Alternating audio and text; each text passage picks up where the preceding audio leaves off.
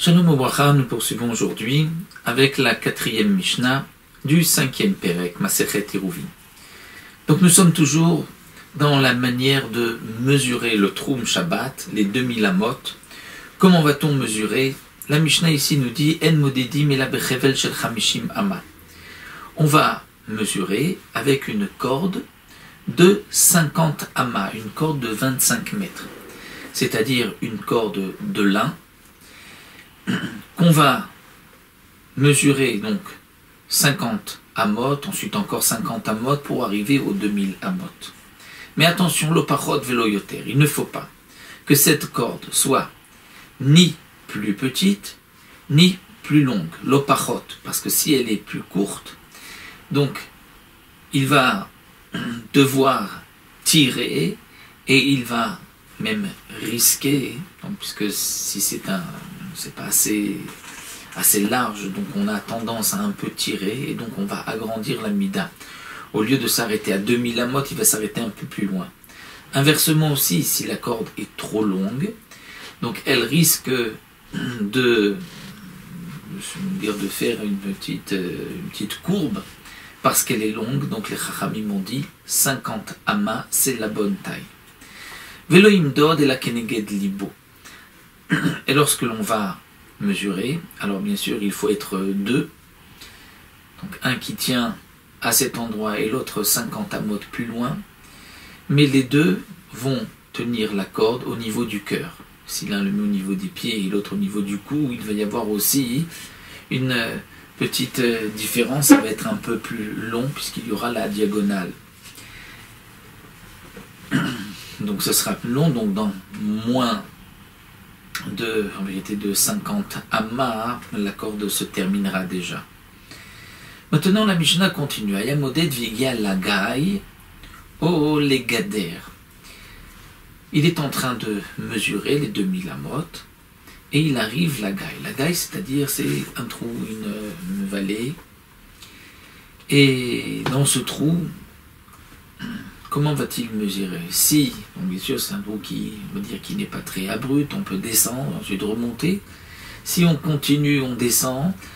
Donc en vérité, si on se met aux deux extrémités d'une gaille de ce ravin, on va dire, peu importe la profondeur de ce trou, eh bien il va y avoir, on va dire, moins de 50 amot. Mais si on descend et on remonte, il peut y avoir bien plus de 50 amot.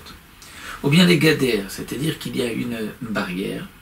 Et donc si on va monter et redescendre et qu'on va compter la montée et la descente, ça va être plus que 50 amot.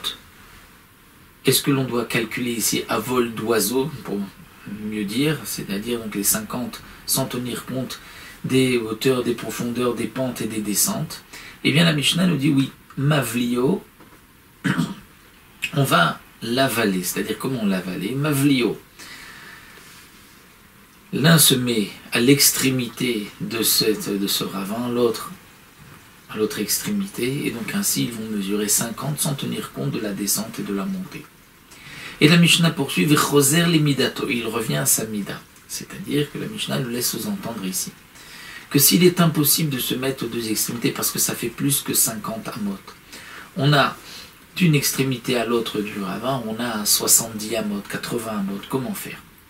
Alors, la Mishnah vient nous dire, il suffit un peu de se décaler, un peu d'aller vers la droite ou la gauche, à un endroit où le ravin va se retrécir, et de là-bas on pourra calculer donc d'une extrémité à l'autre 50 amot, et on va continuer un petit peu, donc là, on va continuer de mesurer, ensuite on reviendra, donc on va garder une ligne droite, on va un petit peu vers la droite, on mesure, jusqu'à ce que l'on ait dépassé au niveau de là où on avait commencé à mesurer, donc les 2000 amot, on a dépassé le trou, et ensuite on revient en ligne droite.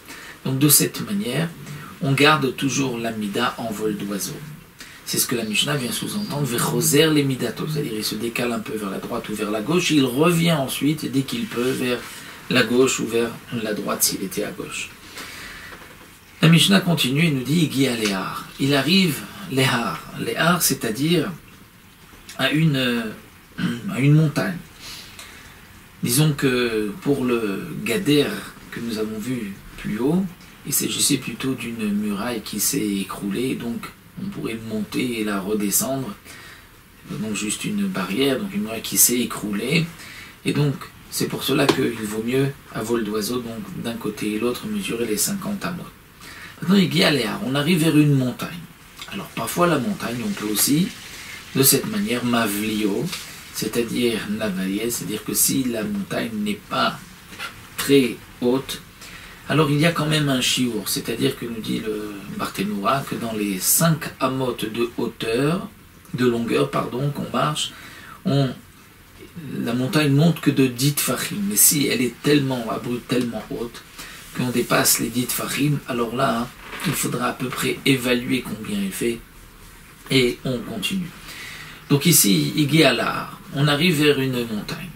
Donc une montagne qui n'est pas très abrupte. Alors Mavlio, Vechoser les Midato. Donc de la même manière, on va essayer donc de se mettre d'un côté et de l'autre pour mesurer les 50, avec les 50 amotes de ficelle que nous avons, de cordes que nous avons.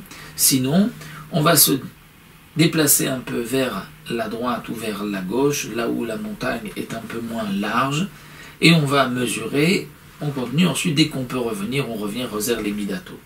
Mais attention, lorsqu'on se déplace vers la droite ou vers la gauche, il faut rester quand même dans les 2000 amotes, ne pas dépasser le troum, parce que sinon, celui qui nous verrait mesurer penserait que le troum va jusque là-bas. Il se dit, puisqu'il mesure là-bas, c'est qu'on peut même se déplacer là-bas, alors qu'en vérité, on a simplement décalé un petit peu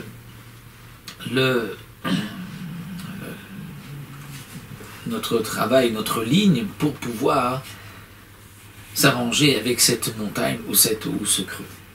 Et la Mishnah continue en disant et si on ne peut pas l'avaler, c'est-à-dire que ce soit la montagne ou que ce soit le ravin, ou qu'on doit sortir Mechutz les trous, c'est-à-dire c'est trop large, il est impossible, alors comment va-t-on faire? Alors, Bezeo Amar Rabbi Dostai par Rabbi Yanaï Mishum Rabbi Meir, c'est dans ce cas-là que Rabbi Dostai, le fils de Rabbi Yanaï, est du nom de Rabbi Meir, Shamati chez Mekadrim Be'arim. J'ai entendu chez Mekadrim, c'est-à-dire qu'on va percer la montagne. Comment peut-on percer la montagne? C'est-à-dire, on imagine comme si on avait percé la montagne et que on a un tunnel dans la montagne et qu'on arrive de l'autre côté de la montagne. Alors, comment faire? C'est qu'en vérité, on va ainsi monter jusqu'au haut de la montagne et ensuite descendre, et on va avec cette corde de 50 amotes, on va cette fois-ci la laisser, on va prendre une autre corde de 4 amotes et on va mesurer ainsi, c'est-à-dire que celui qui est en bas la met au niveau de son cœur et celui qui monte, qui est avant lui, va la mettre au niveau de ses pieds, et donc ils vont ainsi calculer 4 amotes par 4 amotes.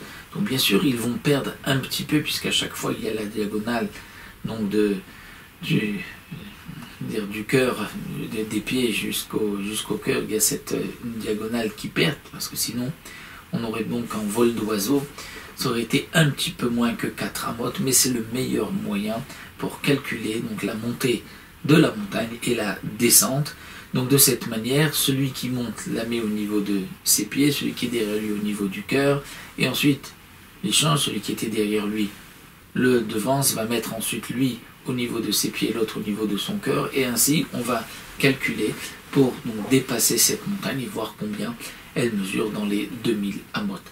Ça c'est ce que donc Rabbi Dostai vient nous dire, Shamati Mekadrim Be'arim. Donc là la Mishnah nous a expliqué comment on va mesurer les 2000 amotes. Donc nous avons vu une corde de 50 amotes que l'on va placer, donc les deux personnes au niveau du cœur, et on va ainsi calculer jusqu'à la fin des 2000 amotes. Lorsqu'il y a un trou ou une montagne, donc nous avons vu comment procéder. Si on peut, donc, on va d'une extrémité à l'autre mesurer. Si c'est trop large, on va aller sur les côtés, là où ça se rétrécit. Et si ça, ce n'est pas possible, donc comme nous avons vu, Mekadrim Be'arim, on va donc imaginer comme si on avait percé la montagne. Et comme nous l'avons vu, si la montagne est trop abrupte, on va simplement la calculer sur le côté, imaginer combien de amot elle fait, et on va donc ainsi calculer les 2000 amot de la ville. Voilà pour cette 4e Mishnah.